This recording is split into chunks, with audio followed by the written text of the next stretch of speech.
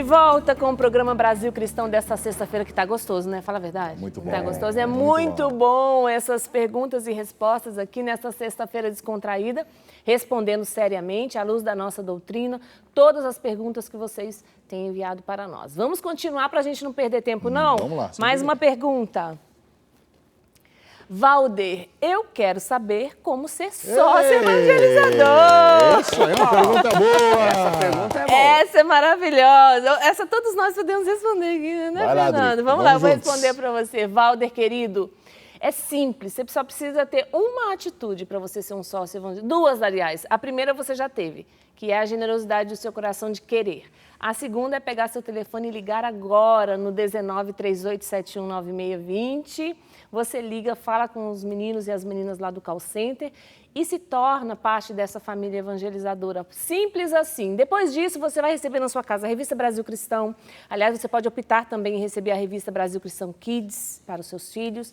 Você vai participar de todas as nossas campanhas aqui, né, Fernando? Sim. Recebendo sempre um carinho, que sempre o Departamento de Sócios envia, né, para os nossos sócios. E fazer parte dessa família e ter merecimento de evangelizador. Porque quem ajuda na vamos obra mostrar aqui, é né? evangelizador Olha só. conosco. Olha lá, ó, as duas revistas As duas lindas. revistas lindas. Que você vai Essa receber. daqui é a revista do sócio. Do Júlio, que está terminando hoje o mês, né? E essa daqui é a revista Kids, Brasil Cristão Exatamente. Crianças. Lindas, né? Lindas. E é um conteúdo também para se alimentar em casa, viu, Valder? Fazer reunião aí com os amigos. Próxima pergunta, então? Então vamos lá. receber já a próxima pergunta do Valdeci Ribeiro. É permitido praticar exercícios de yoga? Eu achei uma excelente pergunta. E aí? Olha, Valdeci, a yoga, ela é um conjunto de exercícios físicos de origem indiana, tá? E na Índia, esse conjunto de exercícios era praticado, ou é praticado ainda, por uma casta específica, que são os brahmanes, né? A civilização indiana, né? A civilização hindu se divide assim, em castas, em esferas sociais, e os brahmanes fazem aqueles exercícios com fundamento religioso. Cultico. Cultico. Então, eles entendem que aquilo é uma forma de dominar a mente, de se purificar, e tem uma série de mantras, orações, enfim, que são feitas. Se a yoga ela é ensinada e praticada em ambiente com este tipo de aparato religioso, com esse conteúdo, e com esta filosofia de fundo religioso, não é permitido a nós. Não por causa do exercício, mas por causa da filosofia. Agora, já existem hoje muitos professores que subtraíram essa parte filosófica, cultica, religiosa e veem na yoga apenas os exercícios. Eu vou fazer um paralelo com outro elemento que tem uma origem, de certa forma, religiosa, mas foi purificado. Vou usar essa expressão, Exato. purificado. Sim. Aqui no Ocidente. A acupuntura. A acupuntura, ela é medicina chinesa. Então, na China, né, os sábios chineses aplicavam a acupuntura baseado na observação e, portanto, na sabedoria humana, mas com uma certa carga religiosa. Só que se descobriu com o tempo que aquela observação empírica estava certa. Funciona. Que realmente funciona do ponto de vista clínico. Então, hoje existem acupunturistas que aplicam a acupuntura do ponto de vista clínico, desconectada totalmente da filosofia, do culto, da religião. O mesmo se fez com a yoga. Então, a yoga, enquanto exercício de respiração, alongamento, não tem problema nenhum. Conselho que eu dou: se você quer fazer, observe o lugar onde está sendo ensinado, quem está ensinando, né? O cristão ele tem que ter esse criticismo, essa capacidade crítica. Hoje é Santo Inácio, o discernimento de espíritos. O discernimento de Padre espíritos, Eduardo. justamente. Então, professora de yoga, tá? Onde é que ela ensina? Você vai lá visitar. Pergunta também, né? Se você entra lá, você já vê uma imagem de Buda. um incenso de vareta. Um elefante, Elefante com a de bunda bunda pra pra Elefante com a bunda virada para a porta. Coisas assim. E aí, monte de você diz, incenso. nossa, que lugar bonito para fazer yoga. Me desculpe, mas ali não é um lugar bom para fazer yoga. Agora, se você tem lá, um pacote mensal numa academia, quem vai lhe ensinar yoga é um professor de educação física, é uma pessoa formada, que ensina aquilo como um preparo físico, não vejo problema nenhum, absolutamente, entende? É importante saber fazer esse discernimento. Né? Ótimo. É como, por exemplo, vou usar outra comparação. A feijoada, você gosta de feijoada? Eu gosto. Né? Ou acarajé. Você sabe que a feijoada, ela foi uma criação dos negros aqui no Brasil. Os escravos criaram a feijoada. E no candomblé se oferece a feijoada para Ogum. Aí eu lhe pergunto, você vai deixar de comer feijoada? Porque lá no candomblé a feijoada é oferecida para Ogum? Olha, eu não como a feijoada que é oferecida para Ogum no candomblé, mas eu como a feijoada que a minha mãe faz. Nossa, eu faço uma assim, ó. Delícia. Exatamente. Então você está vendo que uma coisa em si, ela não é boa ou má. Bom ou mal é o uso que se faz dela. Então, tenha esse discernimento dos espíritos, né, como bem ensinava Santo Inácio e que o Fernando mencionou, para você saber o que convém e o que não convém ao cristão. Muito bem. Muito bom. Adoro. Mais uma. Vamos ver quem está conosco agora. A Terezinha. Ó, na praia a foto dela. Boa tarde. Deus perdoa um suicida?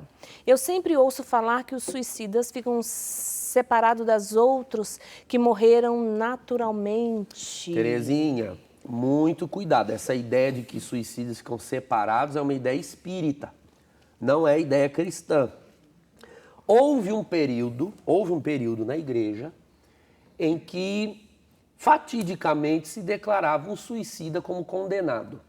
Isso houve mesmo, tá? Não vamos dizer que não houve, esse era o costume, essa era a mentalidade. Isso nunca foi Isso nunca doutrina. foi doutrina, isso é importante ressaltar.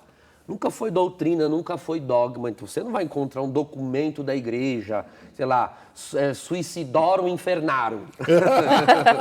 Os que se suicidaram foram para o inferno. Não existe, tá? Isso não existe. Havia essa mentalidade que era praticamente unânime, sobretudo na Idade Média. Por quê? Porque o suicídio é um mal em si, é uma agressão à própria vida, que foi dada por Deus a nós como um dom para ser cuidado. Então, não é do instinto humano, natural, né, quiçá espiritual, fazer mal à própria vida. Então, houve um período em que se recusava exéquias a suicidas. Um suicida não poderia sequer ser sepultado no cemitério com os demais.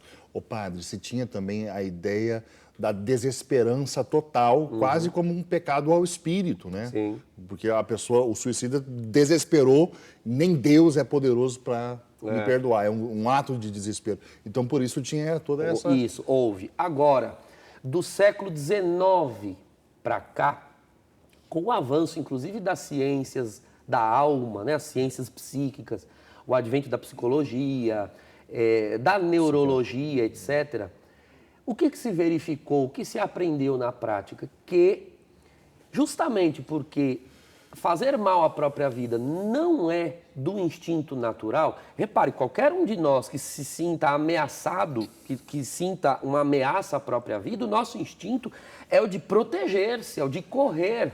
Não sei se vocês já tiveram a experiência de ser assaltados à mão armada. Eu já tive essa experiência. O seu corpo todo reage, o seu corpo quer viver, a sua pupila dilata, você se treme. O metabolismo, o natural é você lutar pela vida. Lutar pela vida.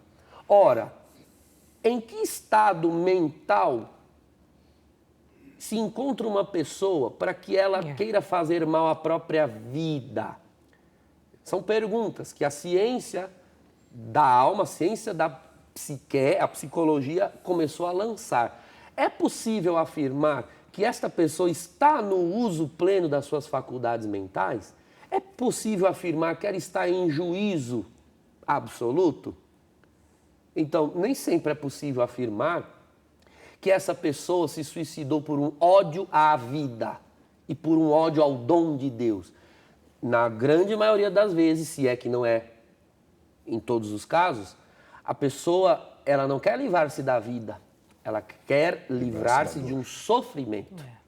E não vendo outra forma de livrar-se do sofrimento, ela acaba se suicidando. Então nós não podemos emitir um juízo fechado sobre a condenação ou salvação dessa alma. Não podemos. Outra coisa, até que ponto, dependendo do modo como a pessoa se suicidou, até que ponto essa pessoa não possa ter se arrependido. É isso que eu estou pensando aqui. Mas já não tinha volta. Entre o remédio fazer efeito e a pessoa morrer, existe uma... Eram os dois exemplos que eu ia citar. A pessoa se envenena. Será que entre o envenenamento e o efeito do veneno em si, ela não se arrependeu? Jogar-se de um prédio. Será que daqui do topo até o chão ela não se arrependeu? Deus pode usar o mínimo, a mínima centelha de arrependimento para operar uma obra de salvação. Poderoso é Cristo para salvar. Então, nós não podemos afirmar que uma pessoa que se suicidou foi para o céu ou para o inferno, assim como nós não podemos afirmar isso de ninguém que tenha morrido. O padre, me ocorre 2 exemplos da vida dos santos, que eu acho que é bom a gente contar. Um de São João Maria Vianney, famoso, que a esposa havia rezado a vida toda pela conversão do esposo, e aconteceu que o esposo se jogou da ponte. E ela veio chorando falar com São João Maria Vianney, desesperada, falou assim, eu rezei para que meu esposo pudesse ao menos ser salvo. E aí São João Maria Vianney disse para ela assim, não se preocupe, porque da ponte até a pedra ele arrependeu-se e ele está agora no purgatório. Graças a Deus. E aí tem um outro testemunho que é de São Damião, da ilha de Molokai, que a mesma coisa, uma pessoa que cometeu suicídio e os demais membros da ilha não queriam enterrá-lo. O próprio Damião foi lá, ele pegou a pá, ele cavou, ele enterrou, porque ele conhecia a vida toda daquela pessoa. Sabia das circunstâncias, sabia do que tinha acontecido. Ele mesmo enterrou, ele fez exéquias, ele fez tudo. Né?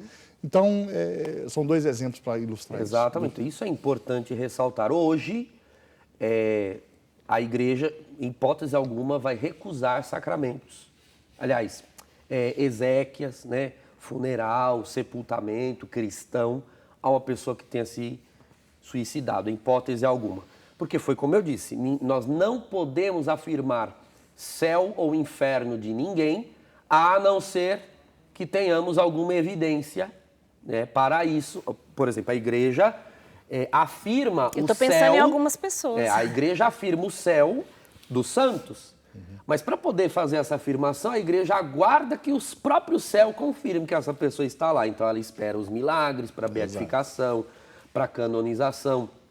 Agora, você nunca vai ouvir falar que a igreja canonizou almas para o inferno. Nunca. Então existe fulano, ciclano, beltrano que está no inferno. A igreja nunca pode afirmar o inferno de ninguém. Nós afirmamos o céu de muitos.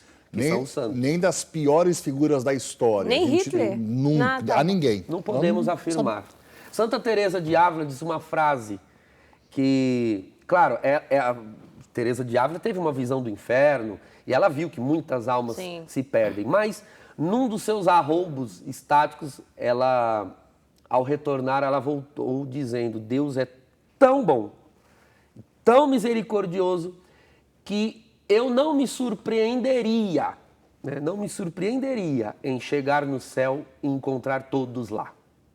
Não seria surpresa, ela dizia. É claro que não são todos. Cristo mesmo disse, né, que não são todos que se salvam, né? Não são todos que passam pela porta estreita. Jesus mesmo diz, né? São muitos os que se perdem no caminho da perdição, da condenação. Mas não seria surpresa se todos estivessem lá.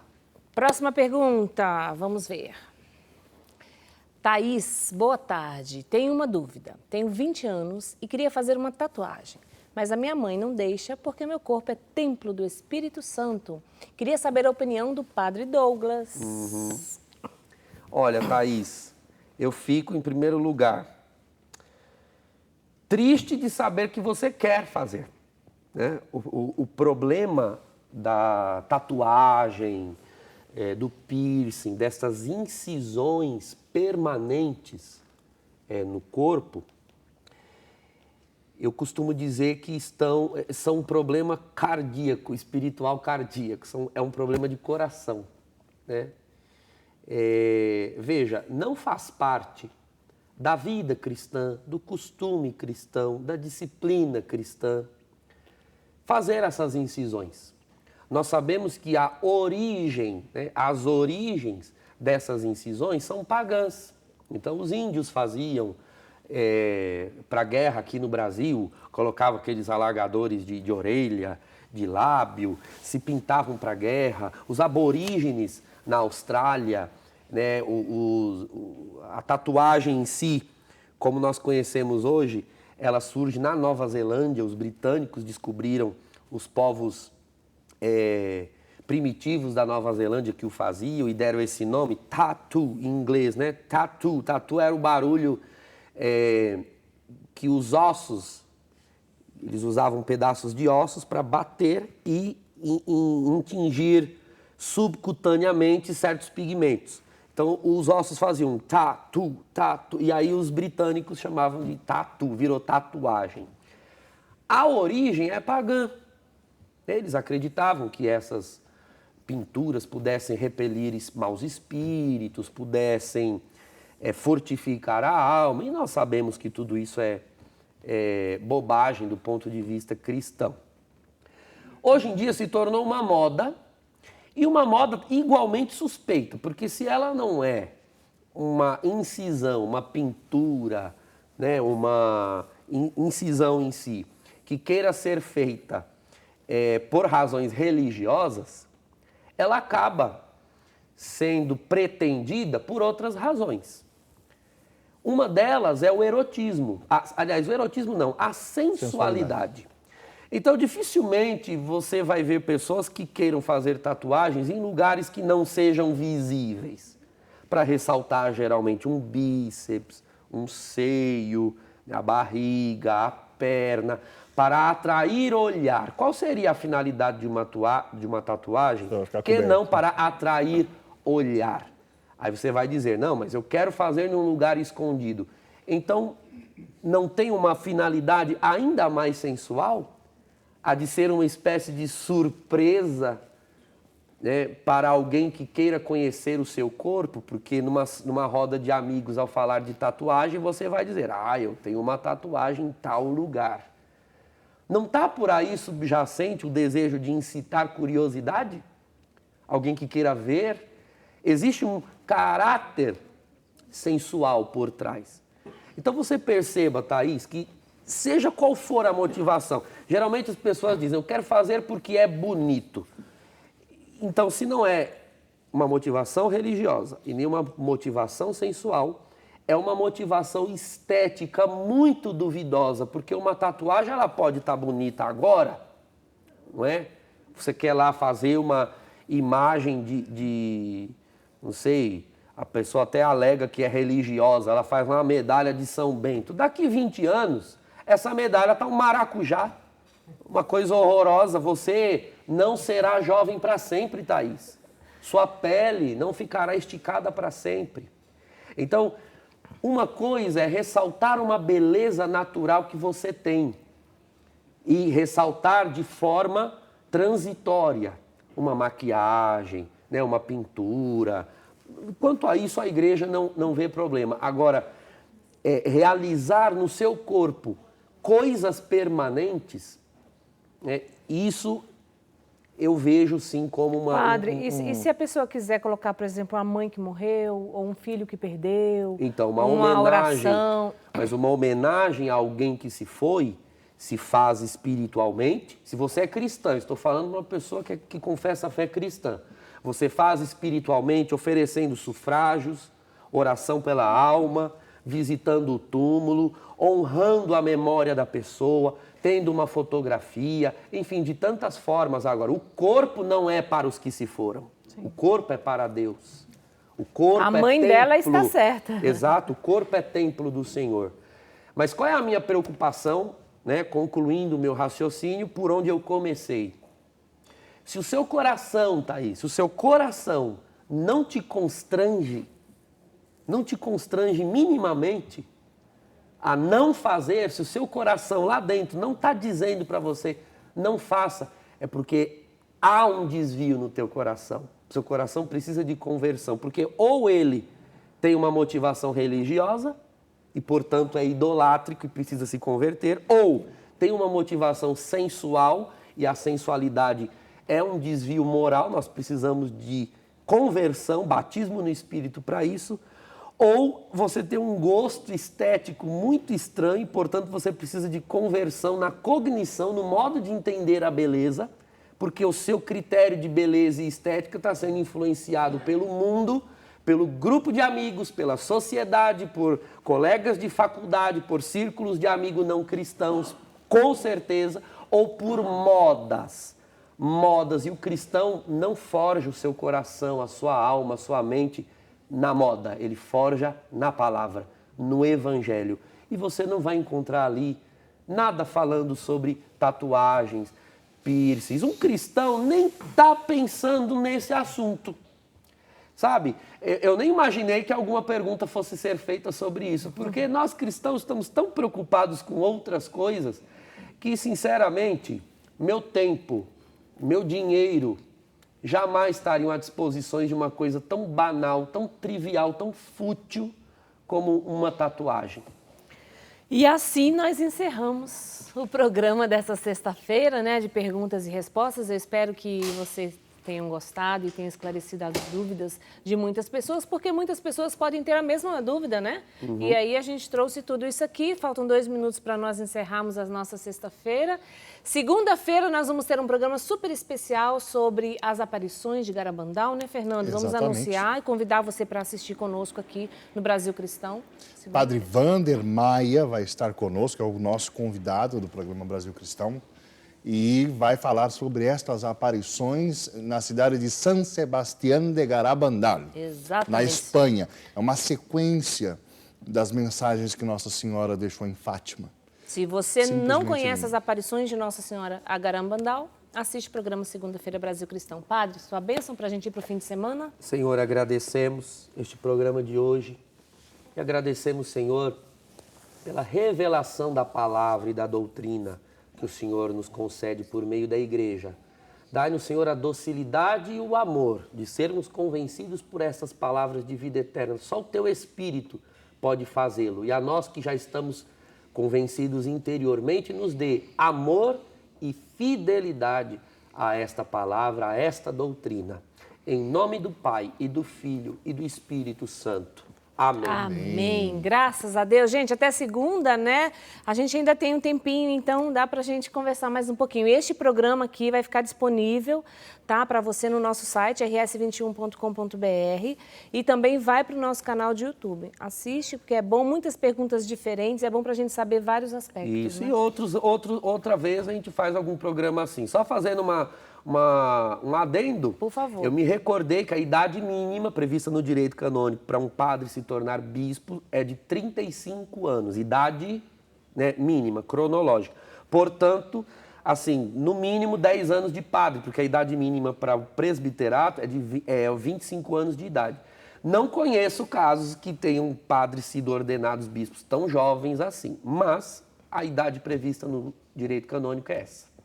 Gente, bom fim de semana, fiquem com Deus, aproveita a família, se puder, vá para a missa, tá bom? Se não, assiste, tá bom? Se não puder, se puder, vai à missa.